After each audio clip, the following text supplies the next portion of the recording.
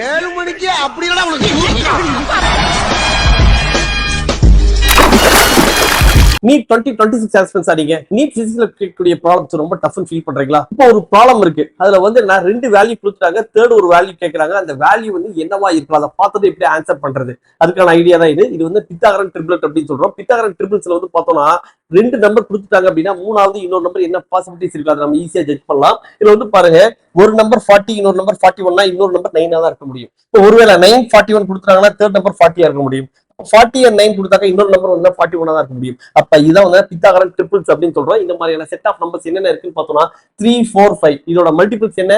6, 8, 10, 15, 20, 25 இதுவும் வரலாம். அதுக்கு அடுத்தது இன்னொரு ட்ரிபிள் பாருங்க, 5, 12, 13. அதாவது 5 square plus 12 square equal to 13 square. இதான் வந்து பித்தாகரன் ட்ரிபிள் அப்படின்னு சொல்றோம். இதுக்கான மல்டிபிள் வந்து பாருங்க 10, 24, 26 இதுவும் கேட்கலாம். அதுக்கு அடுத்து இந்த மாதிரி வேற என்ன பித்தாகரன் ட்ரிபிள்ஸ் இருக்குன்னு பாருங்க, 8, 15, 17, 7, 24, 25, 20, 21, 29, 12, 35, 37, 9, 40, 41, 28, 45 and 53, 11, 60, 61, 16, 63, 65 இது எல்லாமே பித்தாகரன் ட்ரிபிள்ஸ்.